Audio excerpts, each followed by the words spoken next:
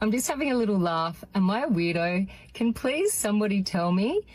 So I'm a 49-year-old woman and I've never been married. I don't have kids and I'm not in a relationship. Well, don't worry, 50 is the new 30, ladies and gentlemen. Now, you know that I title some of my videos like that, but this woman's account is literally titled 50 is the new 30. So a 50-year-old woman, a 30-year-old woman, tomato, tomato, the same thing, guys. Now, welcome back to the channel. They will take a look at this woman and then another one that is 40, but also very miserable. We're going to take a look at them and analyze the female mind for a while. Dangerous grounds, but we'll do that.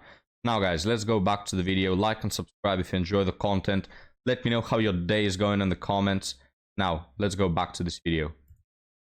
And when I meet a lot of new people, this is how it goes. So, are you married? No.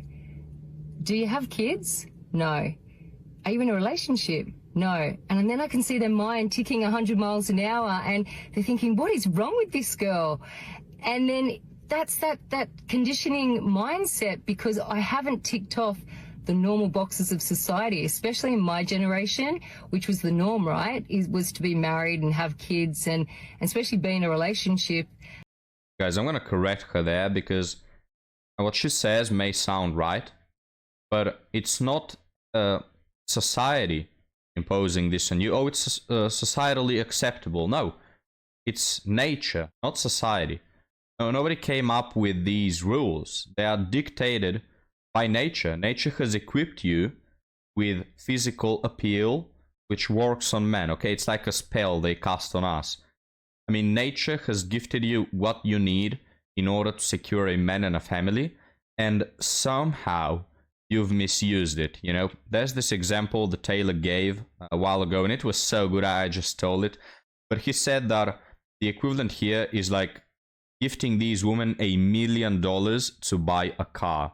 And the only thing they have to do is pick one, select one car. They have $1 million. But of course, they want something more. The car they want, they can't afford, which is Chad, that 6'3", blue-eyed, dark-skinned man who is a multimillionaire. That's what they want. And so they can't afford him, okay? They have $1 million, but the car they want is even more expensive. So what they do is not settle for any car, even though for $1 million they could have plenty of good cars. But no, they just spend their time messing around, liasing cars for a one-night stand, which is the chads they sleep with, which don't get commitment from them. They just, you know, they spend money to have a bit of chad's attention, which is what often these women do.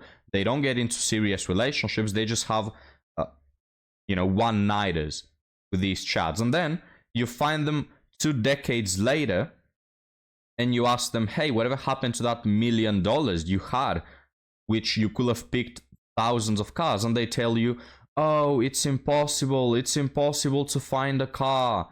What does society expect me to spend my $1 million on cars? You know, what's a girl to do? Now, look, we're not buying it. We all know how many options women have. We all know how easy it is for you to get a man. The problem is within you. So now, guys, let's continue. And I'm not doing any of those things. And it just makes me giggle, the reaction that I get every time.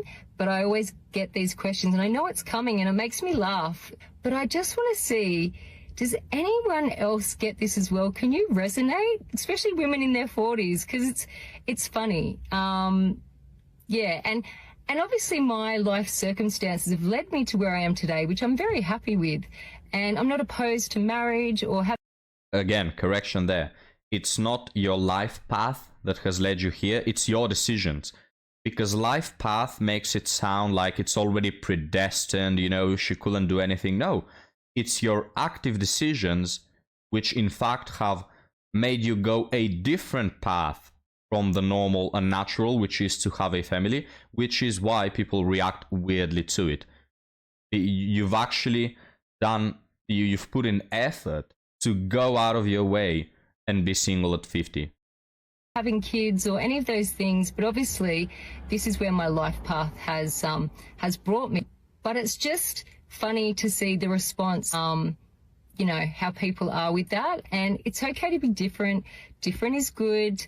And, you know, being married or being in a relationship or having kids is also good. But it's just interesting to see that people, their reactions.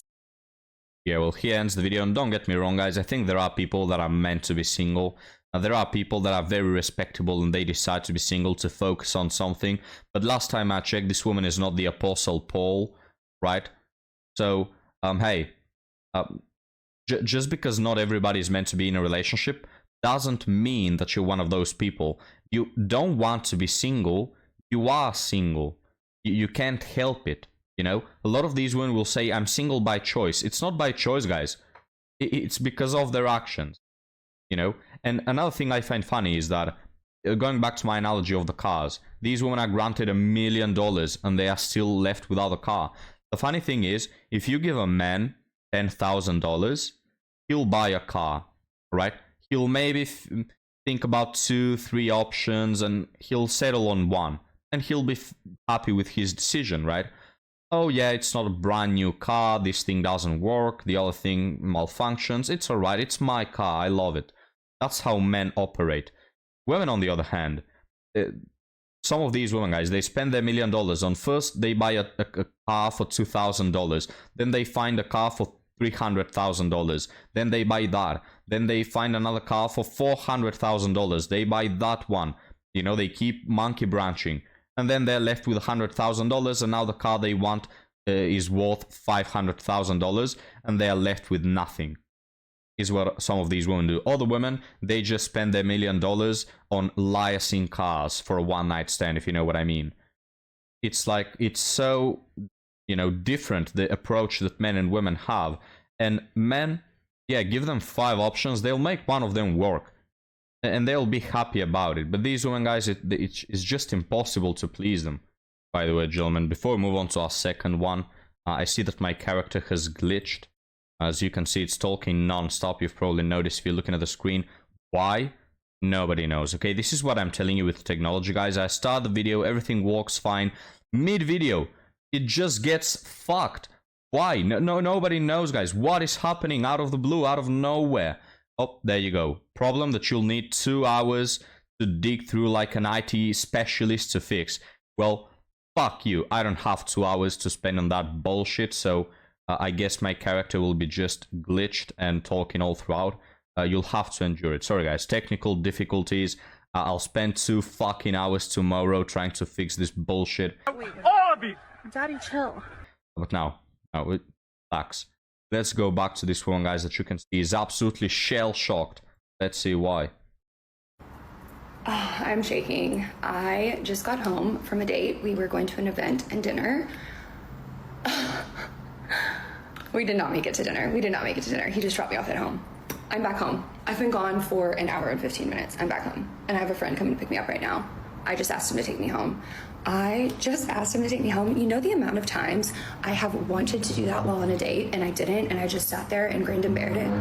A guy does something or says something or is something that I just don't jive with, and I stick around because it's the polite thing to do.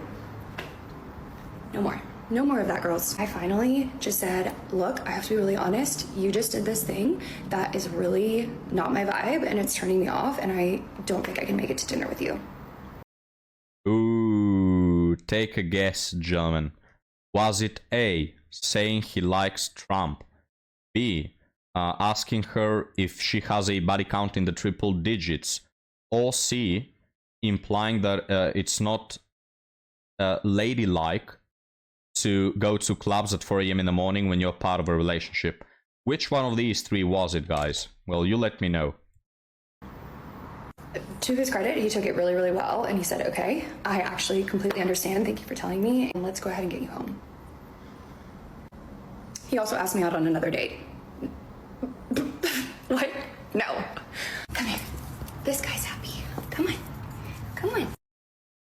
Poor dog. He doesn't know what a massive bitch this woman is. It's so funny, guys. Animals, I get it, they're not moral, you know, they're not on that level, but it's so odd to me when I see an animal being happy around a person who's such a happy, you know, it's like they can't understand it, which I get, but it's still odd. I mean, Ampu understands, you know, Ampu doesn't relate, Ampu doesn't fuck with bitches, guys, I'm gonna tell you that much. But here's the thing of this woman. Drop yourself off. Why does he need to drop you off? He was so offensive, he was so bad-mannered, yada yada. Drop yourself off, you know, go fuck yourself. If I'm this guy and this woman is like, oh, sorry, that's disrespectful. Okay, bye. You know, I'm out of my way. Why should I drop you? I'm so offensive, guys. Drop yourself, you know. But anyway, just these women, guys, unsavable. But let me know what you think about them. I'll have my stupid character fixed for tomorrow. Well, it's not my character, it's the impersonation of my soul, you know. But I'll have it fixed by tomorrow. Fucking technology.